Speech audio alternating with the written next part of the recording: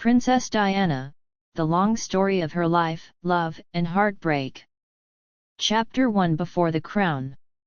On July 1, 1961, a baby girl named Diana Frances Spencer was born into an aristocratic British family.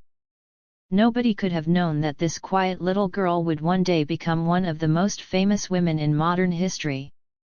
Diana grew up at Park House on the Sandringham estate, surrounded by the traditions and expectations of Britain's upper class. Her family had connections to the royal family, so royalty was never completely distant from her world. But behind the grand houses and formal occasions, Diana's childhood was complicated. Her parents' marriage broke down when she was young. The separation of her parents affected Diana deeply, and she grew up understanding that even families that appeared perfect from the outside could have private struggles. Diana was not known as a brilliant academic student. Instead, people often remembered her warmth, sensitivity, and natural ability to connect with others. As a teenager, she became increasingly interested in helping people. She eventually moved to London, where she worked as a nursery assistant. It was a remarkably ordinary job for someone who would soon become one of the world's most photographed women. Diana enjoyed working with children. She was patient. She was gentle. And she seemed comfortable around people who were often ignored by society. At this point, there was little reason to believe that her life was about to change completely. Then came Prince Charles. Chapter 2 Meeting the Future King. Prince Charles had been under pressure for years to find a suitable wife. As the heir to the British throne, his personal life was never entirely his own. Every relationship was examined. Every woman he met could become the subject of speculation. Diana had known Charles through her family's connections, but their relationship changed when they began seeing each other. Charles was older than Diana, and their personalities were very different. Diana was young and relatively inexperienced with the world of royal politics and public attention. Charles had spent his entire life preparing to become king.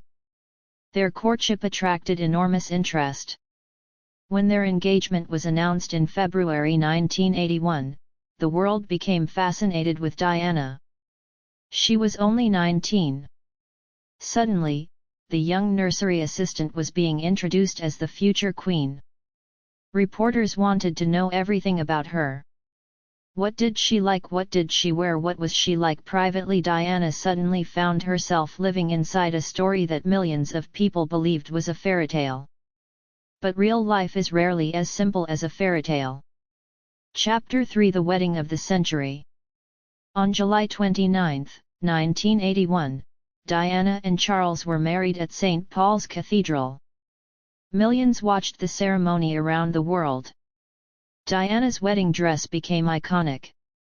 The enormous train followed her through the cathedral, while crowds filled the streets of London. For many people, it looked like the perfect royal romance. A young woman had married a prince. The crowds cheered. The cameras flashed. And Diana became Princess of Wales. But behind the celebration was a young woman suddenly facing enormous responsibilities. Her entire life had changed overnight. She had to learn royal protocol. She had to attend endless public events. She had to speak carefully. She had to dress according to expectations. And she had to live with the knowledge that photographers were waiting outside almost everywhere she went. For someone who had once lived a relatively normal life, the transformation was overwhelming. Yet Diana adapted quickly. And something unexpected happened. The public didn't simply admire her. They adored her. Chapter 4 The Birth of William. On June 21, 1982, Diana gave birth to her first son, Prince William. For Diana, motherhood became one of the most important parts of her life. She wanted her children to experience warmth and affection. She tried to give William and, later, Harry experiences that were more ordinary than traditional royal life. She took them to schools and public places. She wanted them to understand that there was a world outside palaces. In 1984, Diana gave birth to her second son, Prince Harry. Now she had 2 boys. For a while, family life seemed to provide Diana with happiness. But beneath the surface, her marriage to Charles was becoming increasingly difficult. The couple's personalities were different. Their interests were different. And the pressure surrounding their marriage was enormous. Then there was another woman. Camilla Parker Bowles. Chapter 5: The Complicated Marriage. Charles had known Camilla before his marriage to Diana, and their relationship remained an important part of the story surrounding Charles and Diana. Diana eventually became aware of the closeness between them. For Diana, the situation was emotionally painful. She had entered the marriage believing she was becoming part of a royal fairytale. Instead, she increasingly felt isolated. The public saw glamorous photographs. Inside the marriage, however, there were serious difficulties. Diana began struggling with the pressures of royal life and the intense attention surrounding her. At the same time, Charles continued his relationship with Camilla. The situation eventually became impossible to hide. The marriage deteriorated. By the early 1990s, Charles and Diana were living increasingly separate lives. In 1992, their separation was officially announced. The fairytale marriage was over. But Diana's life outside the marriage was only beginning.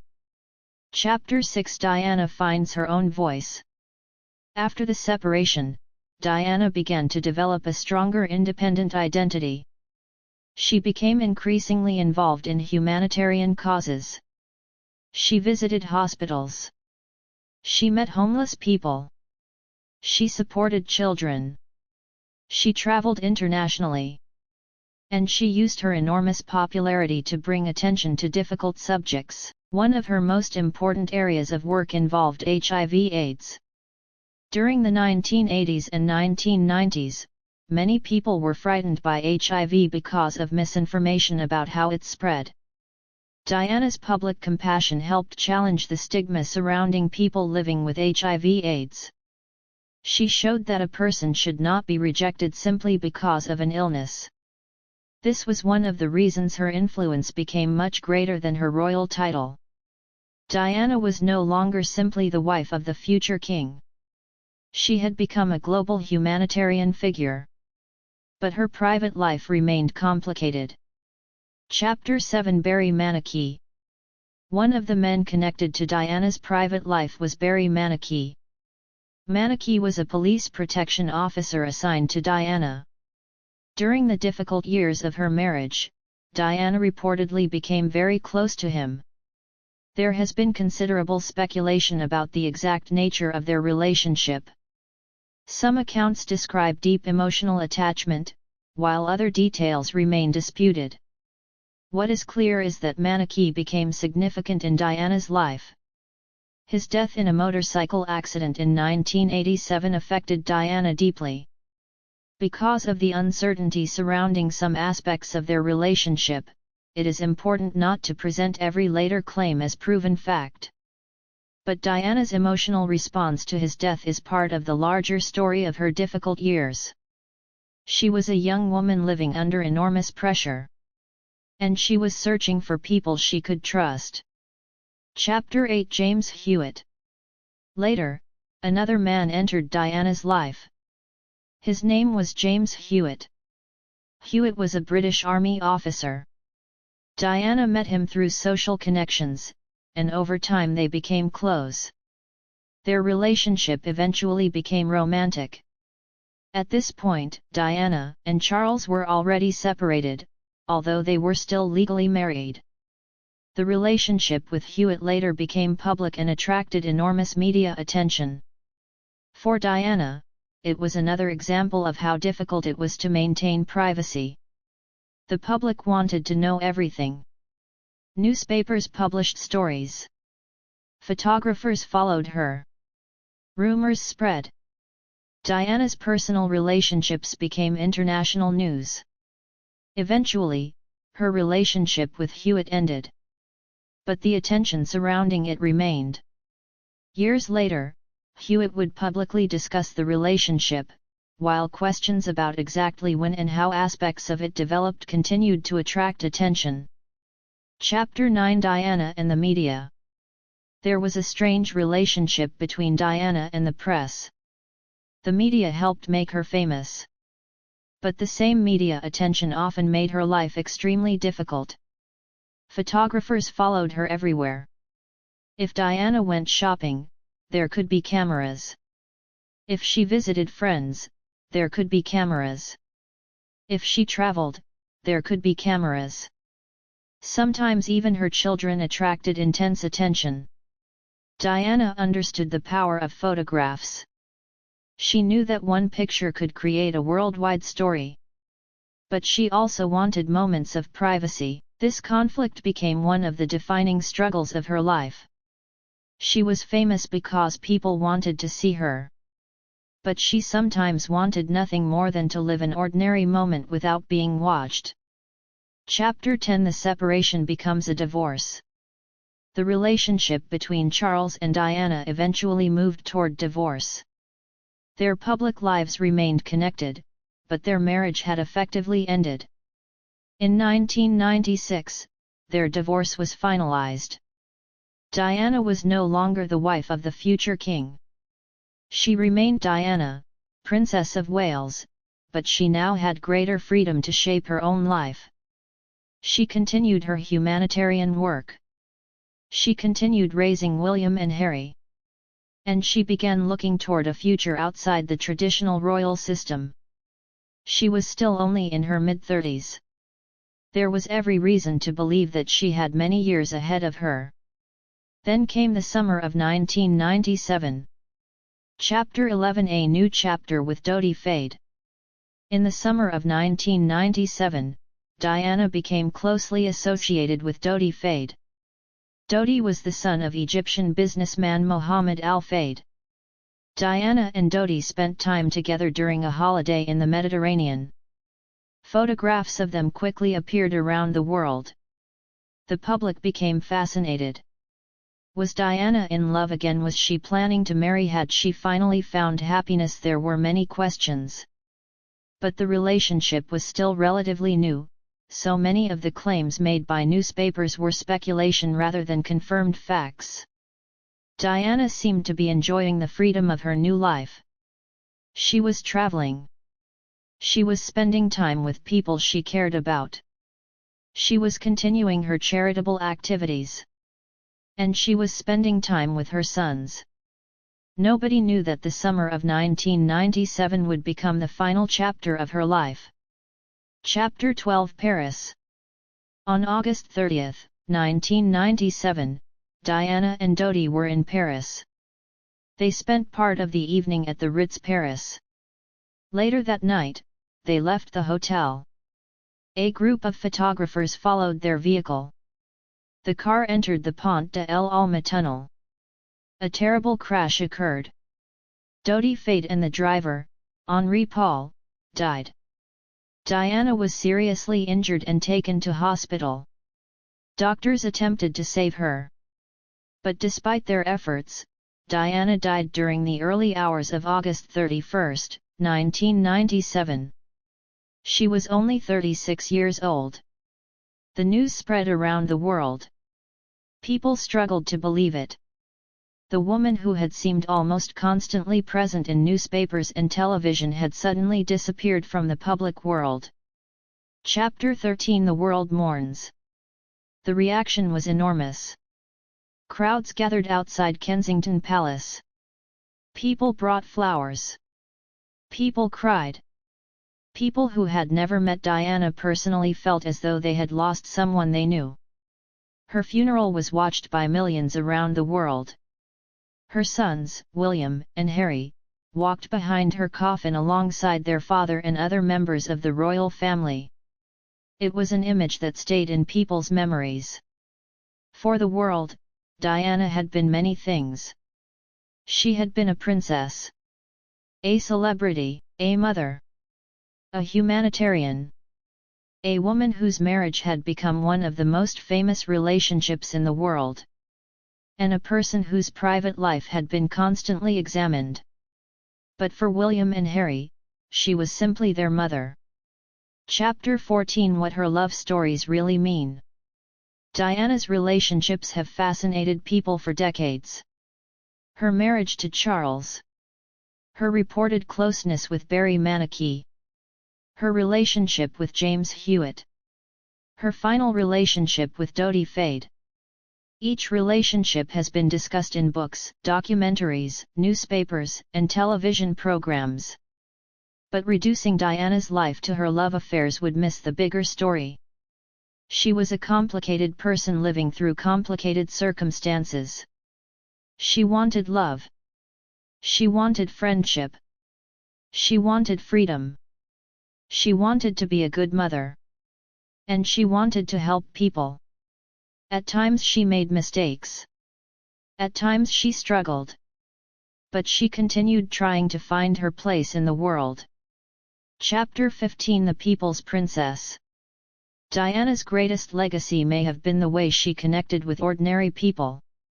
She could walk into a hospital and make patients feel important. She could speak to children without treating them like strangers. She could meet people facing difficult circumstances and show genuine warmth. She helped change perceptions of what a modern royal could be. Instead of maintaining distance, she often created connection. Instead of simply appearing at ceremonies, she tried to understand the people she met. That human quality made her extraordinarily popular. Her influence was not based only on her beauty or royal title. It came from the emotional connection she created with millions of people. Chapter 16: The Mother Behind the Princess. For all the fame surrounding Diana, motherhood remained central to her identity. William and Harry were among the most important people in her life. She wanted them to laugh. She wanted them to experience ordinary things. She wanted them to understand compassion. She wanted them to know that privilege came with responsibility. Although Diana's life was surrounded by luxury, she understood that happiness could not simply be bought. Her children gave her a sense of purpose.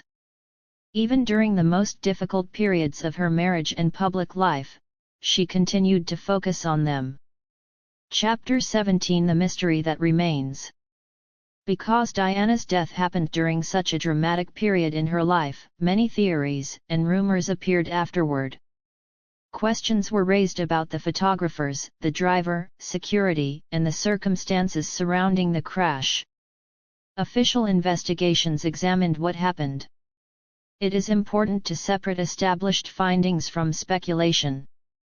Many sensational claims have circulated over the years, but not every claim has been supported by reliable evidence. Diana's death became the subject of endless public discussion partly because her life had already been surrounded by intense media attention. The tragedy left people wanting answers, but some questions will always remain part of the debate surrounding her story. Chapter 18: A Legacy That Survived. More than 2 decades after Diana's death, people around the world still remember her. Her sons grew up. The royal family changed. Britain changed. The world changed. But Diana's name remained familiar. Her humanitarian work continued to inspire people. Her fashion became part of cultural history. Her photographs remained instantly recognizable. And her story continued to be retold. But perhaps the most important thing about Diana's legacy is not her wedding dress, her relationships, or her celebrity. It is the way she used her position to draw attention to people who were suffering. She showed that kindness could cross social boundaries. She showed that a famous person could still be human. Chapter 19: The Woman Behind the Headlines. When people look back at Diana's life, it is easy to see only the dramatic parts. The wedding. The marriage. The affairs.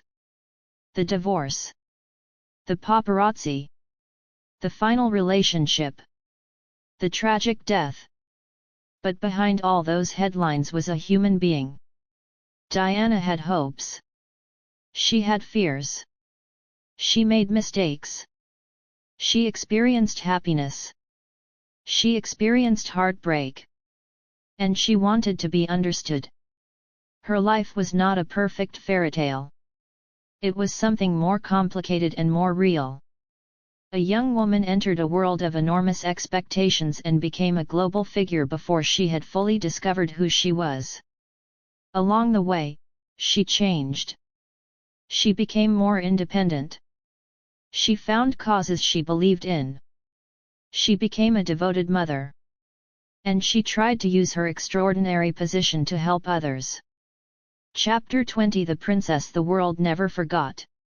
Princess Diana died at only 36. She had lived a remarkably short life, but the impact she made was enormous. Her relationship with Charles became one of the most famous royal marriages in history. Her later relationships became the subject of endless public fascination. Her humanitarian work gave her a purpose beyond royalty. And her role as William and Harry's mother became one of the most important parts of her identity. Today, Diana is remembered not simply as a princess. She is remembered as a woman who changed the emotional image of royalty. A woman who made compassion part of her public identity. A woman who could walk into a room filled with strangers and somehow make people feel that she cared about them. Her life contained love. It contained disappointment. It contained fame. It contained loneliness. And it contained extraordinary moments of kindness. The world saw the princess. But those who loved Diana remembered the person behind the crown. And perhaps that is why her story continues to live on. Princess Diana's crown made her famous, but her compassion made her unforgettable.